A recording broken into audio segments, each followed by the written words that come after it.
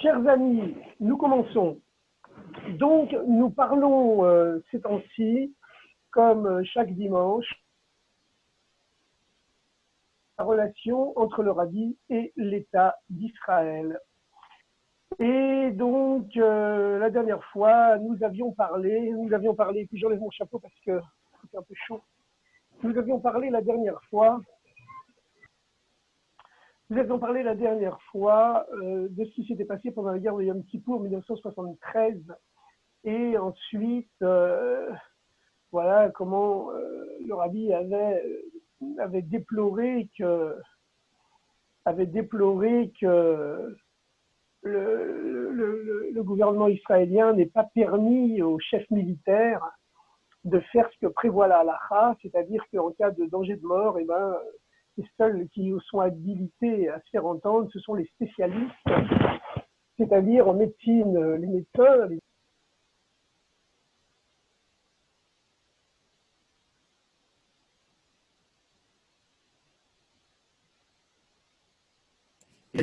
expliquer que. Moi, je fais un bref rappel des événements. Hein. Le bref rappel des événements, c'est qu'en 1967, Israël, grâce à Dieu, a conquis la Judée-Samarie, le Golan, le désert du Sinaï, mais que malheureusement, il a tout de suite cherché à rendre ces territoires en pensant que ça lui apporterait la paix. Et le Rabbi dit que c'est le contraire au Moyen-Orient. C'est qu'on ne respecte que les forts, et les forts, LES, plus loin fort, FORTS, et que donc, c'est seulement si Israël est fort et que si Israël dit au monde entier, c'est Dieu qui nous a rendu ces territoires, et c'est seulement comme ça qu'on aura la paix.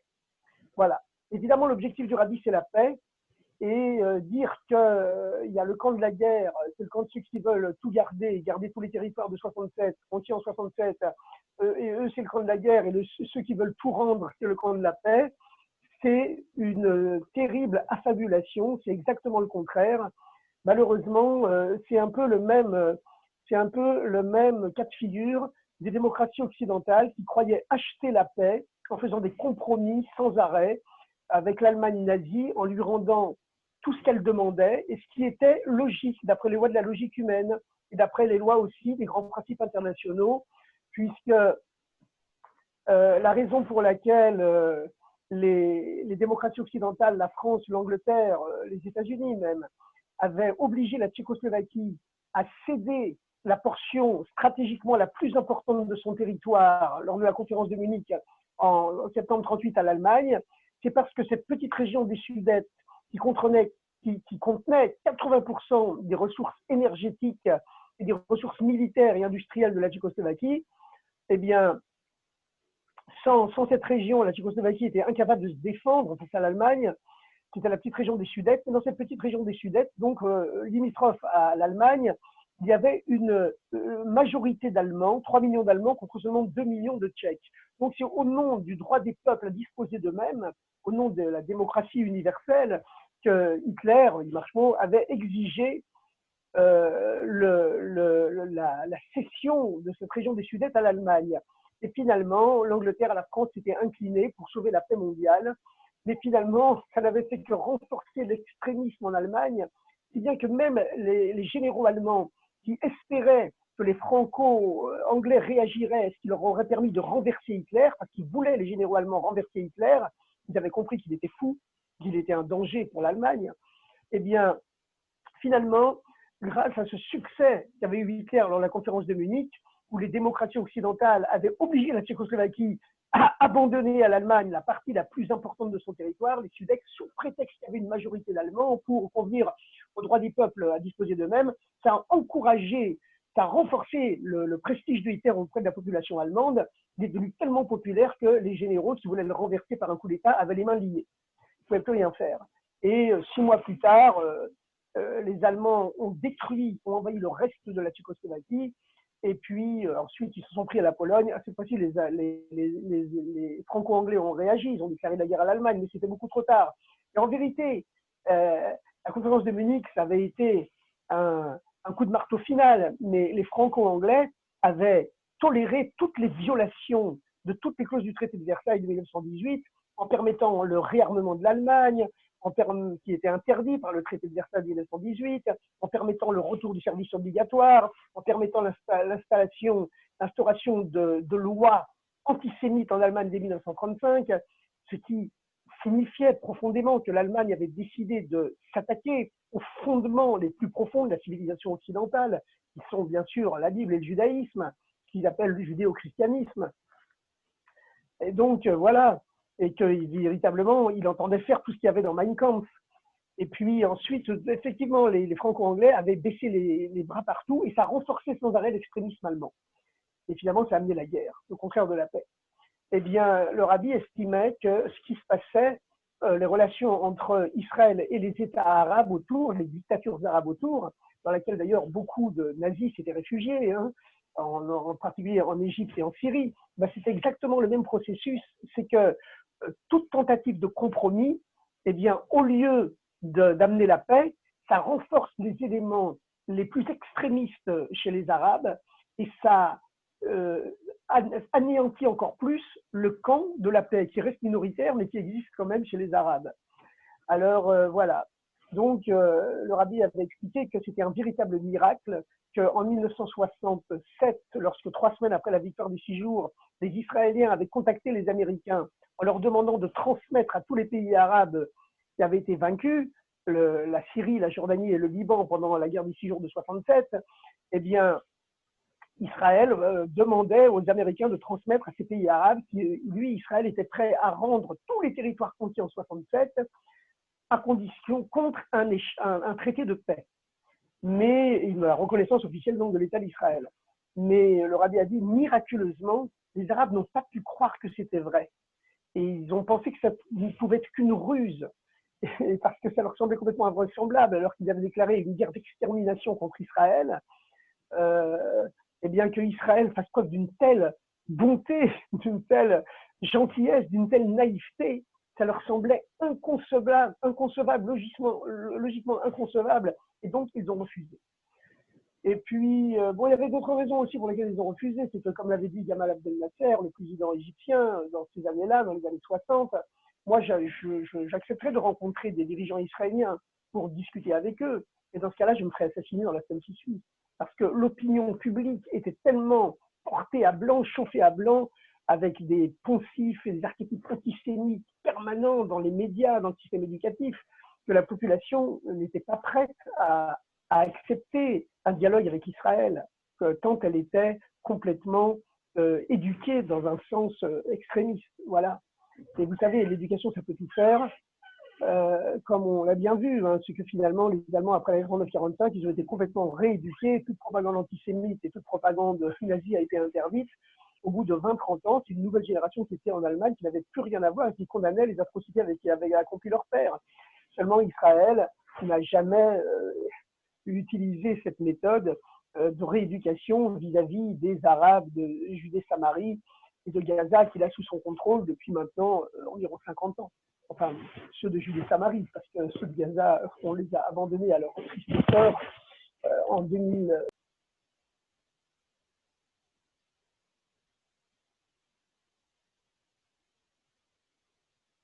Un truc comme ça. Alors, Oui, donc, oui, voilà. oui. Donc, finalement, bon, je fais quand même un bref rappel en arrière. Hein, c'est qu'en 1968, entre 68 et 70, il y avait eu la terrible guerre d'usure où les armées israéliennes et égyptiennes se bombardaient de l'autre côté, de chaque côté du canal de Suez. En août 70, Israël avait accepté un cessez-le-feu. Les Égyptiens n'avaient pas sur toute la rive orientale du canal de Suez des missiles soviétiques sol-air qui avaient le pouvoir de paralyser toute l'aviation israélienne en cas du prochain conflit que préparait déjà l'Égypte sous l'égide des techniciens soviétiques de l'URSS qui avaient totalement réarmé l'Égypte et qui disposaient, au bout de 3 ans après la guerre des 6 jours, d'un armement supérieur à ce qu'elle avait en 1967. C'était l'occasion, bien sûr, rêvée pour l'URSS de s'implanter au cœur du Moyen-Orient de nouveau, qui avait toujours le rêve ancestral. Alors, le rabbi avait condamné ce cessez-le-feu de août 70 qui permettait aux Égyptiens d'implanter des missiles solaires qui pourraient dorénavant paralyser l'aviation israélienne. Et c'était bien sûr l'aviation israélienne qui avait permis à Israël de remporter si facilement entre guillemets, la guerre des 6 jours. Et là, le rabbi avait même pleuré dans le Farbringen, où il avait dénoncé ce cessez-le-feu, et en affirmant que les Égyptiens avaient déjà violé l'accord en implantant des missiles sol-air anti-aériens, alors que les négociations, les accords prévoyaient qu'aucun armement nouveau ne pouvait être implanté, et qu'Israël fermait les yeux dans sa fantasmagorie de paix. Et voilà, et malheureusement, le rabbi avait pleuré, mais ça n'avait servi à rien. Et même si le rabbi avait réussi à convaincre le général Sharon, le général Yekutiel Adan, que la ligne de défense statique, immobile, à base de bunkers que les Israéliens avaient construit tout le long du canal de Suez, la fameuse ligne Bar-Lev, il avait dit qu'elle ferait pire que la ligne Maginot face aux Allemands, parce que toutes les guerres modernes montraient que c'était les armées qui utilisent une stratégie de rapidité, de mobilité qui gagnent, et que toutes les armées qui s'enterrent dans des lignes de fortification statique, elles perdent. L'exemple le plus probant, bien sûr, c'est l'exemple de la ligne statique immobile Maginot que les Français avaient construite face aux Allemands, et que les Allemands avaient contourné en l'espace de quelques jours. Alors, il avait crié que la ligne Bar-Lev ne tiendrait que quelques heures, et c'est malheureusement ce qui s'était passé, comme on voit les vidéos où Ariel Sharon en témoigne ouvertement en citant le rabbi. Bon. Maintenant, en 77, Israël avait quand même réussi, grâce à Dieu, à gagner la Yom Kippour, mais à quel prix? Et le rabbi avait aussi énormément critiqué le fait que le gouvernement israélien, guidé par Golda Meir à l'époque, Alea Shalom, avait refusé d'obéir aux généraux qui préconisaient une mobilisation générale immédiate et des tentatives de frappe aérienne immédiate, même s'il y avait les fameux missiles solaires qui étaient déjà implantés, en disant que peut-être une mobilisation générale qui aurait dissuadé les Syriens et les Égyptiens d'attaquer. Mais Golda Meir n'a pas voulu le faire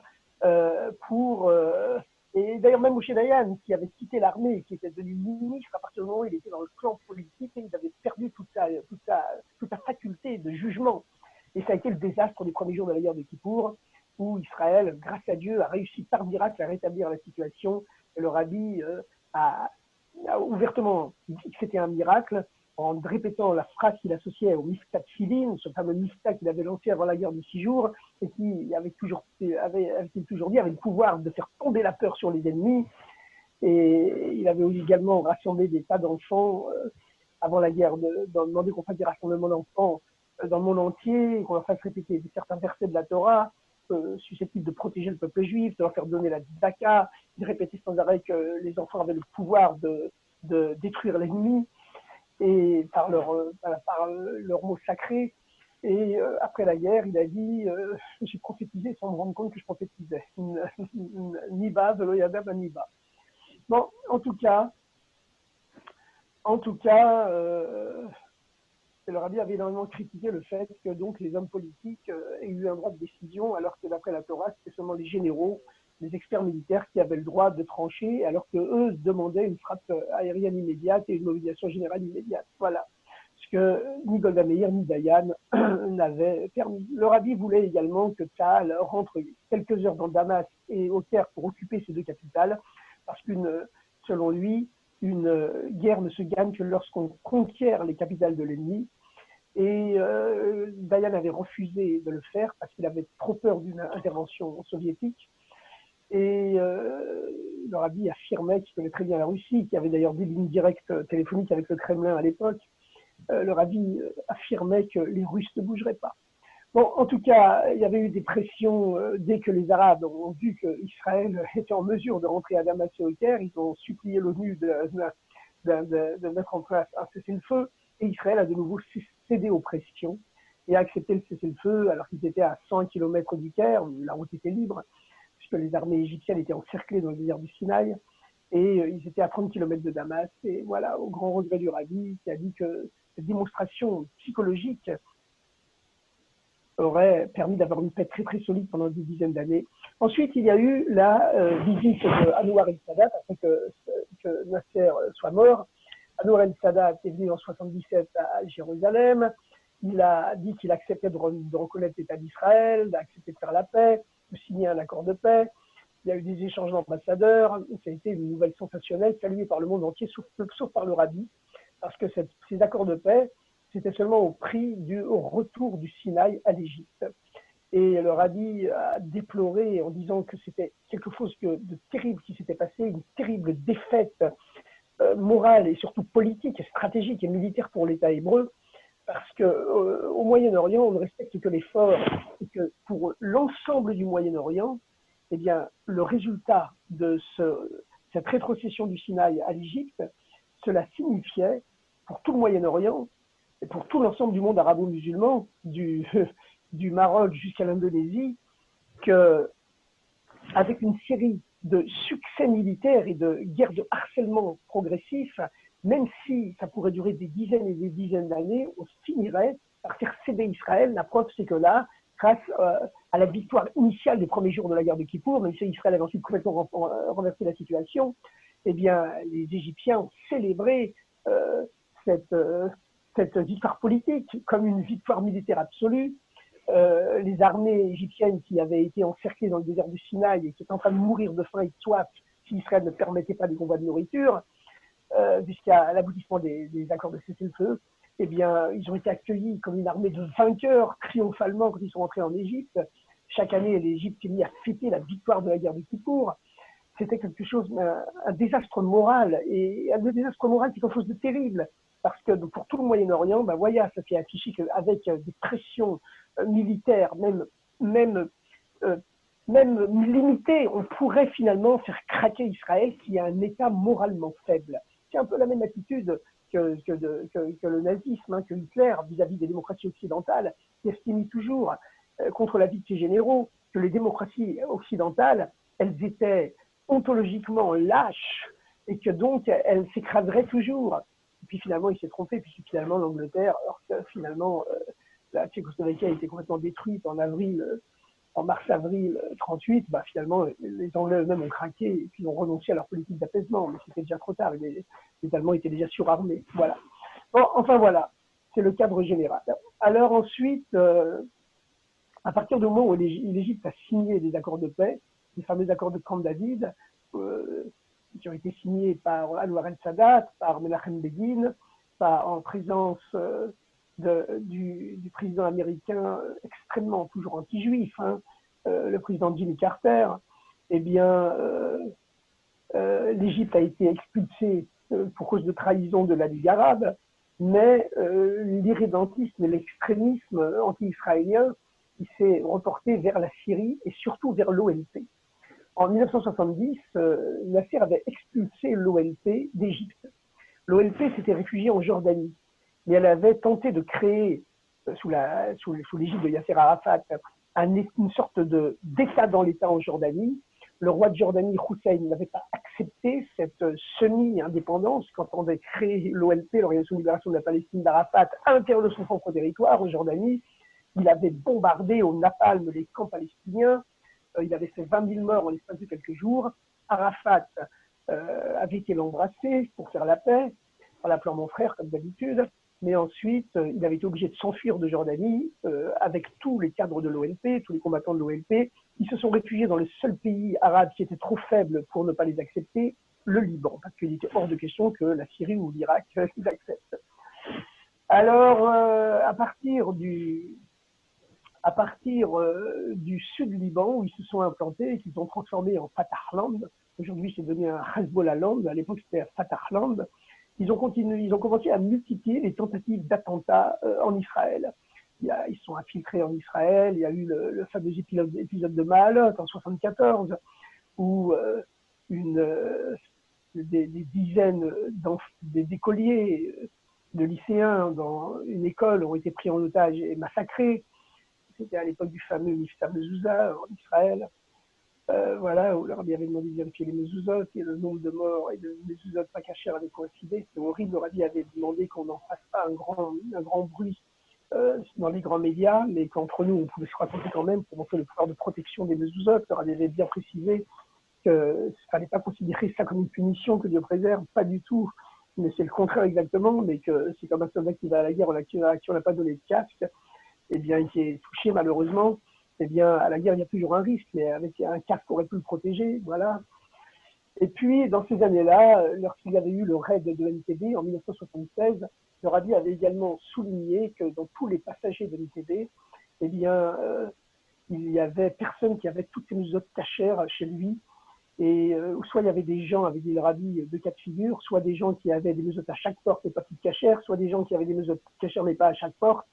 Et là, je fais une intervention personnelle. Il m'est arrivé 2 fois dans ma vie, au cours des séminaires d'été qu'on organisait à la fin des années 70, au début des années 80, dans les Alpes, en France, de rencontrer des survivants d'MTV. Et j'ai eu les deux cas de figure devant moi. Un jeune Israélien qui m'avait dit qu'effectivement, il avait enlevé la mezouza de sa porte un peu plus d'un mois à Tel Aviv avant de prendre l'avion. Il avait oublié de la remettre, la mezouza de sa chambre. Et on l'a resté pas plus d'un mois sans mezouza. Et il y en avait un autre qui habitait en Anvers et qui m'avait dit, lui, il nous avait raconté que quand Rabbi avait dit ça, il avait vérifié toutes ces mezuzot. Et effectivement, il y en avait, lui, à chaque porte. C'était l'autre cas de figure, mais il y en avait qui n'étaient pas cachés. Voilà. Alors le Rabbi avait ce pouvoir de voir, finalement c'est conforme à la première, au premier discours du Rabbi, son fameux Mahamar, qui le sacre en tant que Rabbi, le Dishfat 1951, où il dit que la présence de Dieu est redescendue dans le monde matériel, aujourd'hui à notre époque, comme à l'époque de Moïse. Avant Moshe, qui était le 7e maître, la Shrina était prisonnière encore du premier ciel, elle était prisonnière du spirituel, donc le peuple de Dieu, le peuple juif, était esclave dans le monde matériel, mais à partir du moment où Dieu est redescendu dans le matériel, par la force du 7e maître, par la magie, entre guillemets, du chiffre 7, comme le Shabbat n'a rien à voir avec les 6 jours précédents, le Rabbi dit que notre génération à nous, il le dit dès 1951, dans ce fameux discours, notre génération à nous n'a plus rien à voir avec les générations précédentes, parce que Dieu est redescendu dans le matériel, parce que nous sommes la 7e génération. Et même si on aurait préféré que ce jour n'arrive jamais, parce que le Rabbi aurait préféré garder son maître avec lui et rester dans la 6e génération, celle du Rabbi Yosef Yitzhak, le Rabbi précédent, tout éternellement. Mais voilà, on n'avait pas le choix, on était devenu la 7e génération. Donc, qu'on le veuille ou non, c'est comme à l'époque de Moshe, la présence divine redescend dans le monde matériel. Et c'est cette présence divine qui redescend dans le monde matériel, a dit le Rabbi, qui libérera matériellement tous les Juifs du monde, qui redonnera une force matérielle au peuple juif, exactement comme ça s'était passé à l'époque de Moshe, où les Juifs avaient pu sortir victorieux d'Égypte et reconquérir leur terre. Voilà. C'est pourquoi le Rabbi, cette vision évidemment prophétique, divine, vision divine, le Rabbi l'a toujours projeté sur ce qui se passe au Moyen-Orient et d'ailleurs dans le monde entier. Et effectivement, ça a pris du temps, ça a pris une quarantaine d'années, mais tous les Juifs du monde ont été libérés. Les Juifs des pays arabes dans les années 50, début 60. La plupart des Juifs d'Iran aussi, grâce à Dieu, ont réussi à quitter l'Iran. Et ils ont opéré un grand retour au judaïsme. À partir du moment où ils sont arrivés aux États-Unis ou en Eretz Israël, alors qu'en Iran même, ils oublient complètement le judaïsme. Ils venaient déjudaïser, malheureusement. Et le Rabbi a dit que c'était la raison pour laquelle il y avait eu la révolution en Iran, c'est pour obliger les Juifs à partir et à redécouvrir leur judaïsme à l'extérieur. Et le Rabbi, dans ses mêmes commentaires, avait salué que voilà, on n'est pas toujours obligé de souffrir pour revenir au judaïsme. La preuve, c'est qu'en France, c'était le contre-exemple de l'Iran, c'est les commentaires du Rabbi en 79. En France, les Juifs vivent libres, ils s'enrichissent grâce à Dieu, ils vivent bien dans un climat de liberté et d'opulence matérielle aussi, grâce à Dieu. Et du sein de leur richesse, de leur bonheur, ils reviennent au judaïsme dans le cadre d'une véritable révolution spirituelle, religieuse, et un ressourcement extraordinaire des Juifs en France. C'est la fameuse révolution spirituelle française. Et effectivement, on a toujours vu dans ces années-là, comme on le verra plus tard dans la guerre du Golfe, que en cas de crise en Israël, tous les touristes du monde, tous les touristes juifs arrêtent de venir en Israël, et ben, les Juifs français sont quasiment les seuls qui continuent à y venir.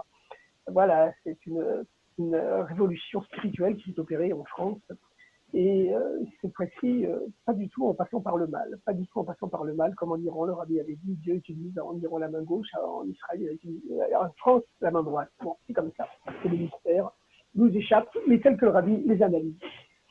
Alors donc, à partir de son sanctuaire du Fatahland du sud Liban, eh bien, l'OLP a commencé à mener des Arabes,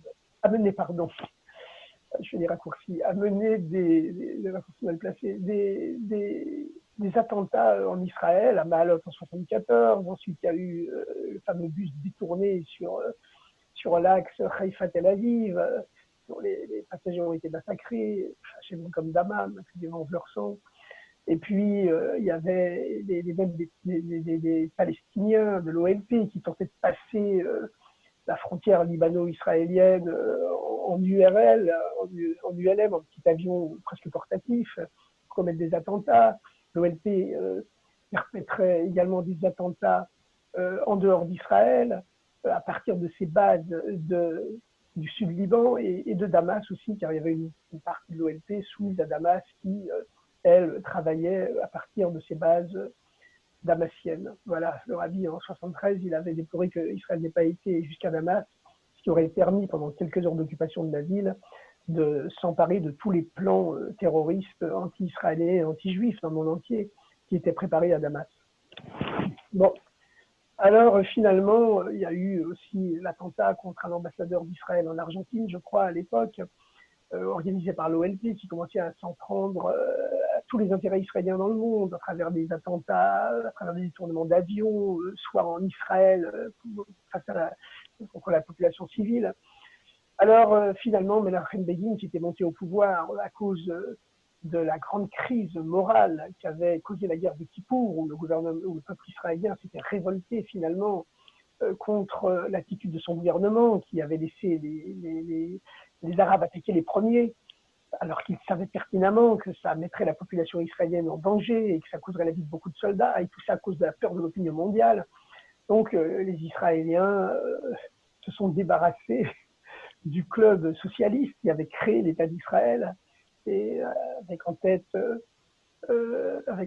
Golda Meir, Moshe Dayan, les successeurs de Ben Gurion, ceux qui avaient créé l'État d'Israël par leur saint esprit de respect de sacrifice, et auxquels évidemment nous devons beaucoup, mais qui finalement, avec le temps, s'était usé. Voilà, s'était usé, avait perdu cet esprit pionnier, qui n'avait pas compris le grand changement géostratégique et même civilisationnel qu'avait engendré la conquête de la Judée-Samarie, du Golan et du Sinaï. Voilà. Et c'était les limites du sionisme, si vous voulez, qui apparaissaient alors. Bon, Begin est monté au pouvoir. Begin, c'était un homme spécial. Bon, il avait été le chef de l'Irgun pendant la guerre, pendant la guerre 39-45. Il avait recommencé les attentats anti-anglais qui avaient obligé les Anglais à quitter la Palestine entre 1945 et 1948. Bon, il avait accepté finalement de fusionner l'Irgun, le Hetzel, son armée secrète, avec la Haganah pour former Tsahal en 1948-49, même après l'épisode malheureux de l'Altalena, où un petit détachement commandé par Yitzhak Rabin avait tiré et coulé le bateau l'Altalena qui apportait des armes aux brigades de l'Irgun, et avec beaucoup de morts malheureusement. Et donc c'était un épisode tragique, mais Begin s'était incliné et avait accepté la fusion de l'Irgun avec la Haganah pour former Tsahal. Et voilà, il avait toujours prêché l'unité dans le peuple juif. Il avait été d'ailleurs admis dans le gouvernement d'union nationale, bien qu'il était toujours dans l'opposition lors de la période d'avant-guerre des 6 jours en 67. Il avait été également consulté, même en 76, alors qu'il était encore dans l'opposition, pour donner le feu vert à la libération des otages d'Entebbe. Et là, il gagne les élections en 77, et donc les Égyptiens, à date en tête, se disent avec les socialistes qui sont des gens faibles, c'est comme ça qu'ils le voient dans leur optique à eux. Il faut toujours finasser et essayer d'obtenir des territoires, la rétrocession de nos territoires, mais avec un dur comme Begin, avec sa réputation de gros dur, c'est plus la peine d'essayer de financer, on n'obtiendra rien avec lui. Donc c'est ce qui a poussé finalement Sadat à venir de demander la paix. C'est parce que Begin, avec sa réputation d'extrémiste, est monté au pouvoir. Donc voilà, c'est cela exactement. C'est la gauche au pouvoir, malheureusement, avec ses bonnes volontés de compromis, et elle n'amène pas la paix, mais c'est le contraire qui se produit. Donc en 1982, pour endiguer ces vagues d'attentats orchestrés par l'OLP à partir du Sud-Liban, eh bien, Tsahal envahit le Sud-Liban. C'est la fameuse opération pour la Galilée, Shlom HaGalil, de juin 1982. Et le Rabbi va faire énormément d'interventions dans les Fabringiennes, dans les déclarations publiques pendant cette guerre du Liban, en déclarant que les plans initiaux prévoyaient que Tsahal arrive jusqu'à Beyrouth en 10 jours pour expulser définitivement toute l'OLP du Liban. Et ça avait avancé plus vite que prévu. On aurait pu finir la guerre au Liban en moins de 10 jours. Mais toujours à cause de cette peur de l'opinion mondiale, Begin a été incapable, avec son ministre Sharon, qui était devenu ministre de la Défense entre-temps, eh bien, Begin et Sharon ont été incapables de faire preuve de cette force morale de résistance face à l'opinion mondiale. Et finalement, ils ont fait traîner la guerre pendant 2 mois. Et le Rabi a déploré énormément qu'on sacrifie la vie des soldats, puisque beaucoup de soldats sont tombés dans ces guerres d'embuscade, puisque la guerre traînait comme ça pendant 2 mois. Et le Rabi a aussi déploré qu'Israël ne tienne même pas compte de la vie des populations civiles libanaises, le fait si on avait terminé la guerre en 10 jours ou en moins de 10 jours, comme c'était possible, il y aurait eu beaucoup de moins de pertes dans la population civile libanaise. Et le Rabi expliquait que tous les hommes sont créés à l'image de Dieu, et que donc par conséquent, Israël devait aussi tenir compte de ça dans les guerres qu'il est malheureusement obligé de faire. Et que cette faiblesse d'Israël, qui a peur de l'opinion mondiale, c'était véritablement quelque chose de catastrophique. Quand finalement, Tsahal a fini par assiéger Beyrouth, et au cours de l'été 82, alors les journaux français qualifiaient Ariel Sharon de bourreau de Beyrouth, et le gouvernement libanais finassait. Et puis finalement, lorsque Tsahal a commencé à tirer à l'artillerie lourde sur la zone où étaient cachés les Fédayines, le gouvernement libanais s'est insurgé contre l'OLP et a obligé l'OLP à quitter Beyrouth. Et l'OLP a fui Beyrouth, Arafat en tête, il faisait toujours le signe de victoire en s'embarquant dans les bateaux de la défaite, qui faisait son signe de victoire. Mais ils ont fui et ils se sont réfugiés dans 7 pays arabes, aux confins de tout le monde arabe, qui ont accepté de les abriter. Il y en a qui sont partis au Yémen, il y en a qui sont partis en Tunisie, etc. Le Rabi a souligné que ce qui s'était accompli, c'était la réalisation de la prophétie de Moshe Rabbeinu dans la paracha de Bechukotai, qui dit que si on se conduit comme il faut, si nous les Juifs on respecte le contrat d'alliance avec Dieu, par un seul chemin, l'ennemi viendra à ta rencontre, et par 7 chemins, il s'enfuira de devant toi, et qu'il s'était effectivement enfui dans 7 pays différents. Et bon voilà, ensuite Tsahal est resté au Liban pendant plusieurs années,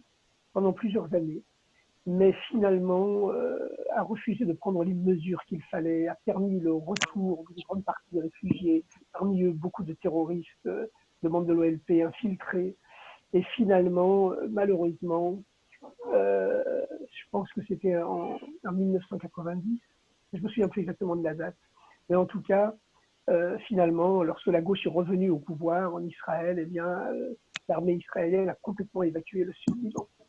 Et lorsque la gauche est revenue au pouvoir avec Ehud Barak. Alors, c'est toujours la même chose, c'est-à-dire que historiquement, les généraux, les militaires professionnels, ils sont très très bons, malheureusement, pour faire la guerre, mais aussi, malheureusement encore plus, ils sont très très mauvais en politique. On l'a vu, pas seulement en Israël, on l'a vu aux États-Unis avec Eisenhower, le grand héros de la guerre 39-45, qui a organisé des grands débarquements. En Normandie, dans le sud de la France, mais une fois qu'il est devenu président, c'est des gens qui, c'est un processus psychologique, ils ont vu trop de sang dans leur vie, ils ne supportent plus la guerre. Et donc, Eisenhower avait permis que se développe un terrible type militaire, un terrible gap de missiles des États-Unis face à l'URSS dans les années de sa présidence, entre 1952 et 1956, qui a été rétabli finalement, jusqu'en 1960, pardon, qui a été rétabli jusqu'à finalement par Kennedy.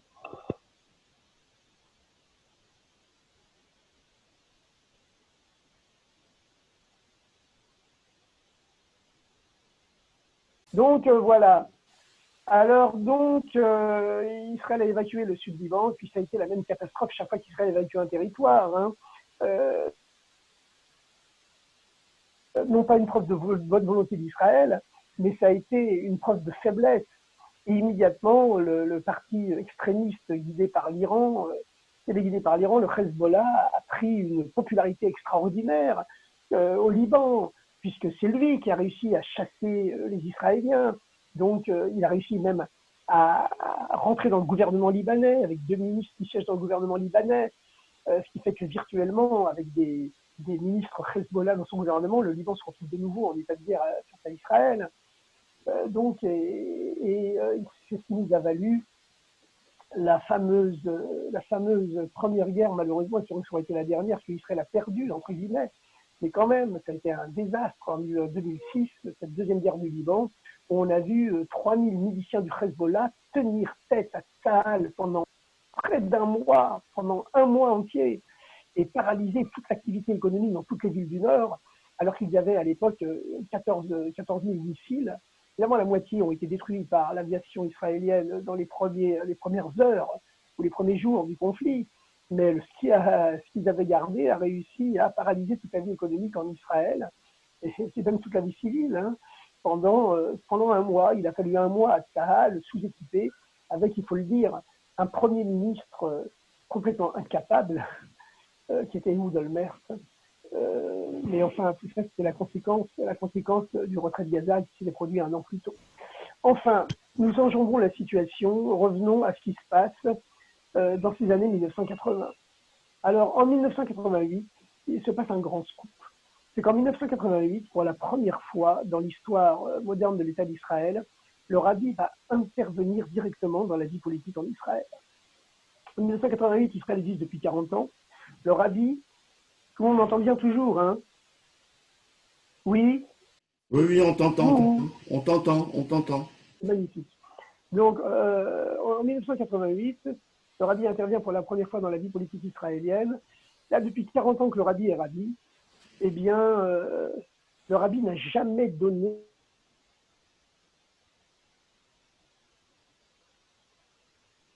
un parti pour qui voter. Lorsqu'on lui pose des questions, il répond simplement, toujours, voter pour le parti qui est à la fois le plus religieux et qui prône le plus l'entente et l'union entre les juifs. Voilà. C'est une directive très simple, mais il ne nomme aucun parti et aucun candidat. Et ça, Chabad, le mouvement Lubavitch, Chabad, a l'interdiction de se mêler de politique, même si pour ça, on perd des subventions du gouvernement. Et puis brusquement, en 1988, alors que Yitzhak Shamir doit affronter Shimon Peres pour le poste de Premier ministre, eh bien, brusquement, pour la première fois, le rabbi entre dans l'arène politique israélienne et il demande de voter pour la fameuse Reshima Gimel, la liste numéro 3, c'est-à-dire le petit parti religieux Agudat Israël, qui fait partie de la coalition générale de Yitzhak Shamir, donc dont le principal parti est le Likoud. Et c'est pour la première fois que le rabbi intervient donc, il donne une consigne de vote précise, donc voter finalement pour Yitzhak Shamir, pour le Likoud, par l'intermédiaire du petit parti religieux Agudat Israël. Et alors, bon, ça suscite un peu d'émoi dans la population israélienne. Pour la première fois, Chabad intervient dans la politique. Et effectivement, on voit tous les Chabadnikim qui, comme ils ont l'habitude d'aller mettre les tefilines un peu partout en Israël et de faire du porte-à-porte pour mettre des mezuzot et essayer de ramener les gens au judaïsme, eh bien là, ils font du porte-à-porte, les Chabadnikim en Israël. Et en faisant du porte-à-porte, ils demandent à tout le monde, ils font de la propagande pour voter pour Agudat Israël, la fameuse liste numéro 3, Reshima Gimel, et ils promettent la bracha du rabbi pour tous ceux qu'ils font, ils prennent les noms et les noms de la mère, voilà, comme c'est l'habitude. Si bien que le petit parti Agudat Israël, qui était un parti en pleine déshérence, en pleine chute, il n'avait plus que 2 députés à la Knesset, et d'après tous les sondages, il ne devait plus en avoir qu'un seul, il se retrouve avec 5 députés, en déjouant tous les pronostics, et Yitzhak Shamir l'emporte avec une voix de majorité. Donc c'est clair, c'est le rabbi Lubavitch qui a nommé le nouveau Premier ministre en Israël. Et le rabbi dit à ce sujet, Katonti Mikol Chassadim, je me sens petit devant toutes les bontés dont Dieu m'a abreuvé. La fameuse phrase, le fameux verset que Yaakov dit à Dieu lorsqu'il revient de ses 20 ans d'exil chez Lavan, il est devenu très très riche.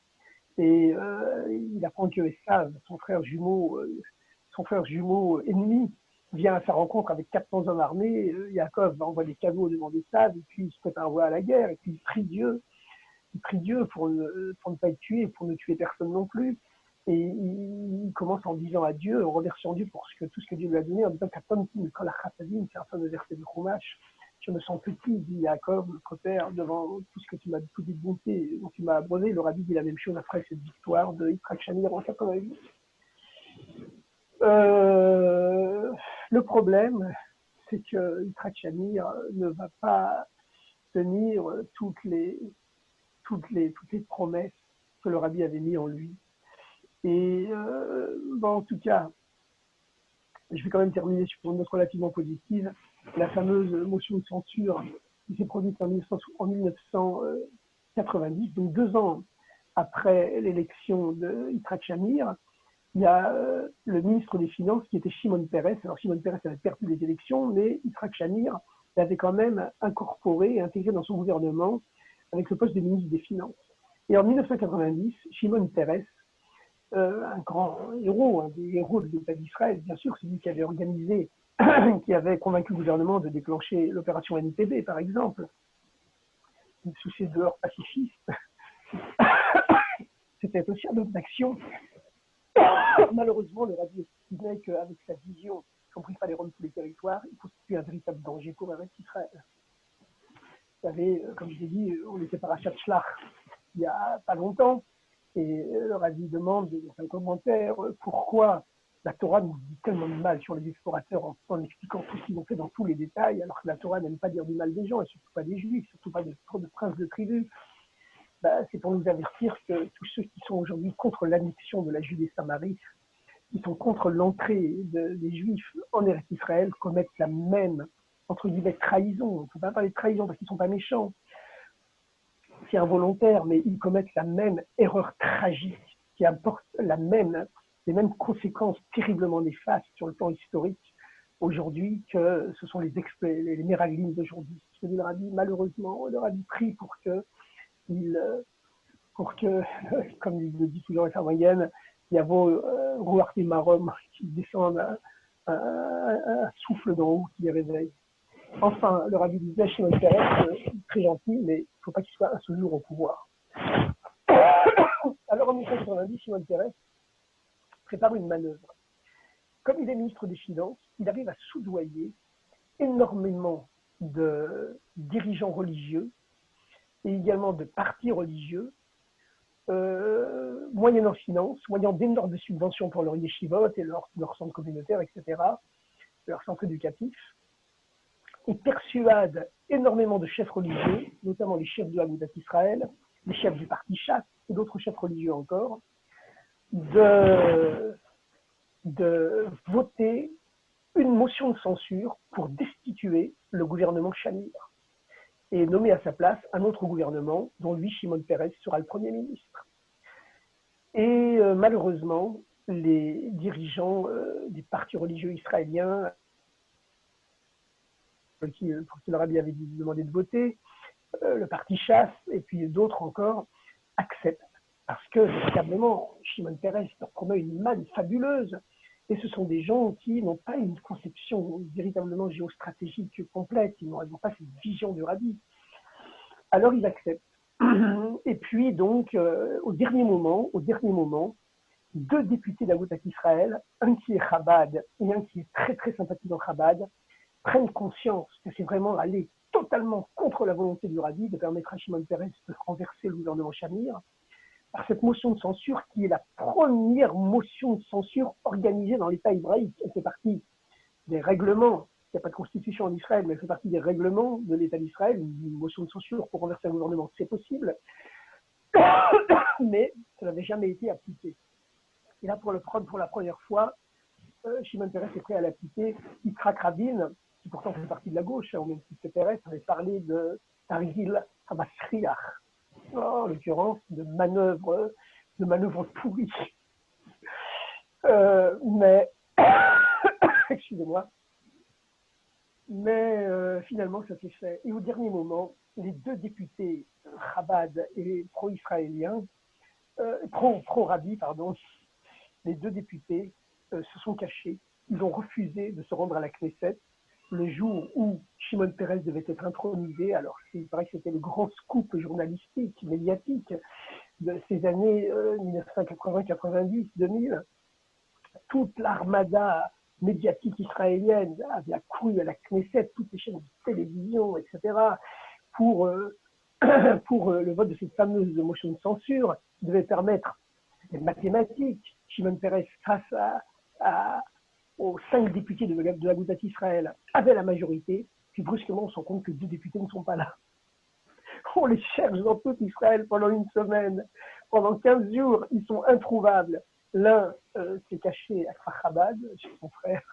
L'autre, je ne me souviens plus où il s'est caché. Je ne sais pas s'il a été aux États-Unis, à Cronay. En tout cas, quand il est passé devant le rabbi peu de temps après, au dollar, le rabbi l'a félicité, sobrement, simplement, mais il l'a félicité quand même.